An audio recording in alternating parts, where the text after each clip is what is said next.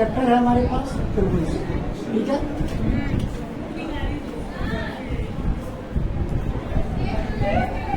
त्रिभुज आपका 9th में भी दिया हुआ है, 10th में भी दिया हुआ है, और आप 9th से पहले भी पढ़े त्रिभुज। लेकिन वहाँ त्रिभुज में क्या पढ़ते थे, त्रिभुज क्या होता है, त्रिभुज के प्रकार क्या होते हैं, उसके अंतःकोण क्या होते हैं, बाह्यकोण क्या होते हैं, इन सब के बारे में आपको जानकारी लेनी, ठीक है। लेकिन अभी आप 9th में एक चैप्टर पढ़े होंगे, सर्वांग समता, ठीक है, सर्वांग समता,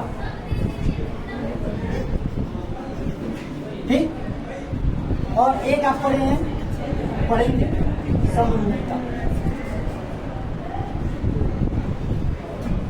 ठीक है। 9th में दिया है सर्वांग समता और 10th में दिया है समरूपता। लेकिन जैसे हमारी सर्वांग समता और समरूपता हर एक आकृति की होती है, लेकिन आपके सिलेबस में केवल त्रिभुज की सर्वांग समता है और त्रिभुज की समरूपता। हमको केवल उसी के बारे में स्टडी करना। तो पहले आपको डिफरेंस पता होना चाहिए कि सर्वांग समता और समरूपता में डिफरेंस क्या है, कोई बताएगा? इसको सर्वांग सम बोलेंगे। और हम ये लिख दें त्रिभुजों की सर्वांग समता और त्रिभुजों की समरूपता। बताइए, आइडिया किसी को? देखिए, दो टर्म्स है, एक सर्वांग समता है और एक समरूपता। समरूपता तो नाम से ही पता चल रहा है, समान रूप वाला, समान रूप वाला, यानी रूप समान हो, उसके आकृति आकार में क्या है वो मतलब नहीं है। जैसे अगर हम ये बात करें, मेरे पास एक वृत्त है, सर्कल है, जिसका रेडियस 2 सेंटीमीटर। मेरे पास एक और वृत्त है जिसका रेडियस 3 सेंटीमीटर, ठीक है। ये भी वृत्त है, ये भी वृत्त है, दोनों का जो आकार है वो कैसा है, वृत्ताकार है, सिमिलर है। बस क्या है, इसकी आकृति या इसका आकार छोटा है और इसका आकार बड़ा है तो समान रूप के ना। जैसे अगर हम आपसे कहें कि ताजमहल, एक ताजमहल का इतना बड़ा फोटो ले लीजिए और एक ताजमहल का इतना बड़ा फोटो ले लीजिए, सेम लोकेशन से सेम पोजीशन से, तो क्या फोटो जो निकलेगा उसमें ताजमहल के अलावा कुछ और आ जाएगा, लाल किला आ जाएगा, रहेगा तो ताजमहल ही ना। तो फोटो का साइज उसमें कुछ भी रहेगा, लेकिन वो क्या है तो ताजमहल, इसलिए वो समरूप है। ऐसे अगर हम वर्ग के बारे में बात करें, एक वर्ग हमारे पास ये है जिसकी सभी भुजाएं 1 सेंटीमीटर की है, ठीक है। और एक वर्ग मेरे पास ऐसा है जिसकी सभी भुजाएं 1.5 सेंटीमीटर है। ये वर्ग है, ये भी वर्ग है, दोनों का रूप समान है, समरूप है। ये त्रिभुज की बात नहीं कर रहे हैं, वृत्त की बात नहीं कर रहे, हम समरूपता समझा रहे हैं, ठीक है ना। तो ये और ये इसका रूप क्या है, सेम है, लेकिन आकार इसका बदल है, आकार बदल है, लेकिन ये समरूप कह रहे हैं। ऐसे मेरे पास त्रिभुज है,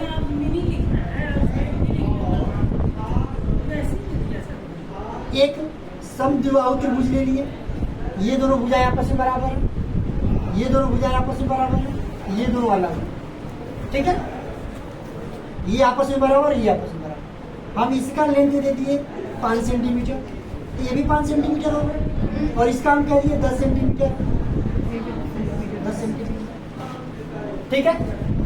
यहाँ कुछ और डायमेंशन दे दिए, यहाँ का मान लीजिए आप 7 दे दिए और यहाँ 14 दे दिए, ठीक है। तो रूप तो समान है ना, आकार बस बदला हुआ है। तो इस सिचुएशन को हम क्या कहेंगे, समरूपता। अब वही सर्वांग समता के बारे में हम बात कर रहे हैं, तो उसमें कंडीशन क्या है ना, एक आकार, एक आकृति या एक वस्तु दूसरे वस्तु को पूरी तरीके से ढक ले, यानी वहां पे केवल आकृति सेम नहीं होनी चाहिए, उसका आकार भी समान होना चाहिए। यानी अगर हम कहें ये बताइए ये दोनों सर्वांग सम है, तो आप कहेंगे नहीं। हम कहें समरूप है, तो आप कहेंगे ये सर्वांग सम कब होगा? जब हम 2 ही सेंटीमीटर का 2 सेंटीमीटर रेडियस का हम वृत्त बनाए। अब ये क्या है? सर्वांग सम है। हम समबाहु त्रिभुज 2 ले लिए, चाहे समद्विबाहु त्रिभुज ले लिए, ऐसे ये इसके बराबर, ये इसके बराबर, ये इसके बराबर कोई त्रिभुज ले लिया। ये क्या है? ये सर्वांग सम है। भाई सर्वांग समता और समरूपता में डिफरेंस क्या है? समरूपता में केवल रूप देखेंगे, कैसा उसका शेप है, साइज नहीं देखेंगे, ठीक है? लेकिन सर्वांग समता में आपको साइज भी देखना है। अब ये अगर साइज डिफरेंट होगा तो शेप वैसे भी खत्म है कि नहीं? इसमें शेप एंड साइज दोनों हो गया, इसमें केवल शेप है। तो सर्वांग समता और समरूपता में डिफरेंस समझ में आ गया। अब अगर आपसे कोई पूछे कि कोई दो आकृति देखिए, बताइए ये समरूप है कि नहीं, सर्वांग सम है कि नहीं, तो बता देंगे। क्वेश्चन 6A सब ओपन करिए।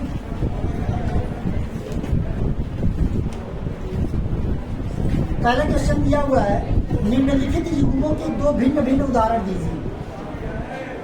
2 भिन्न भिन्न उदाहरण दीजिए। तो क्या एग्जाम्पल हो सकता है समरूपता का? क्या एग्जाम्पल हो सकता है? एग्जाम्पल ये हो सकता है असमान या समान त्रिज्या के 2 वृत्त, ठीक है?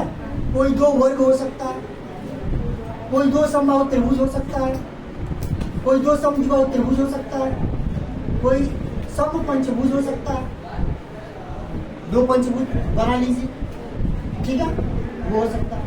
ये समरूपता के आपको बहुत सारे एग्जाम्पल होंगे।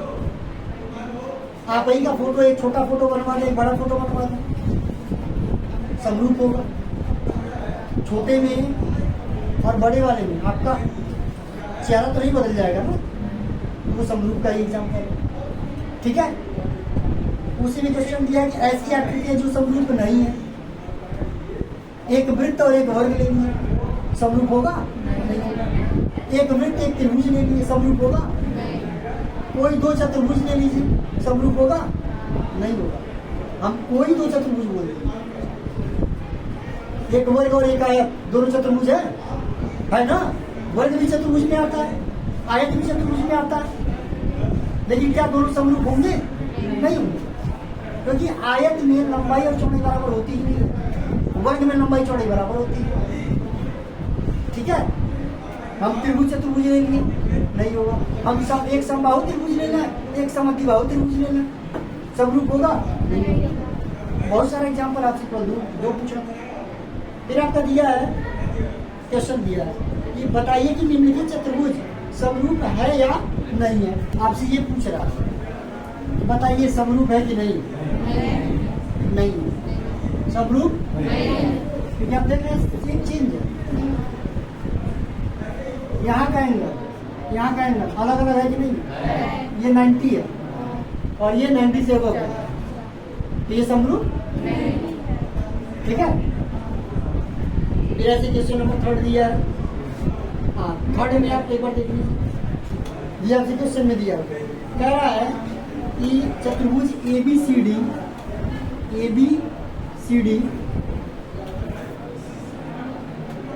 चतुर्भुज PQRS, चतुर्भुज PQRS, ये दोनों समरूप हैं कि नहीं? ठीक है? ये कितना है? 2.4, ये कितना है? 0.8, ये कितना है?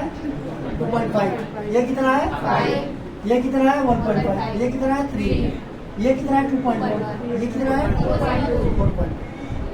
ठीक है? 85, 85, 70, 105 और 100, ये दिया हुआ। ठीक, अब देखिए समरूपता में अभी हम आगे आपको बताएंगे। जैसे सर्वांग समता में आप रिलेशन पढ़े थे, वैसे समरूपता में रिलेशन होता है कि वहां पे संगत भुजा बराबर होते हैं सर्वांग समता में, और संगत कोण भी बराबर होते हैं। लेकिन समरूपता में ऐसा नहीं है। समरूपता में जो संगत भुजा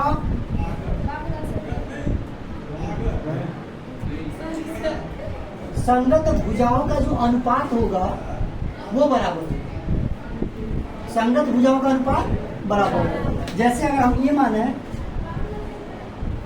CD divide by SR, value कितना आएगा 2.4 डिवाइड बाई 4.8, कटेगा 1/2 आएगा। ऐसे अगर ये हम भुजा लेना BC बटे RQ, ये कितना होगा 2.5, ये कितना होगा डिवाइड होगा 1/2। ऐसे ही इतना बटे इतना करेंगे 21 दूना 42, 1/2 यहाँ करेंगे तो 1/2। संगत कोण ये 85, 85, 70, 70, 105, 105, 100, 100। यानी जब संगत भुजाओं का अनुपात बराबर होगा, संगत कोण बराबर होंगे तो वो समरूप कहलाएगा, वो समरूप। ठीक है।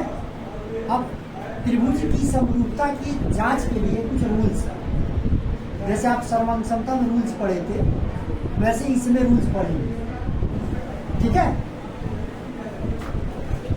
क्वेश्चन नंबर 3, पहले एक्सरसाइज में बस इतना ही दिया था। नेक्स्ट में जो प्रमेय दिया हुआ है जिसको हम फेल्स प्रमेय के नाम से जानते हैं, आधारभूत समानुपातिकता का नियम। ठीक है, तो उसको कल आपको ठीक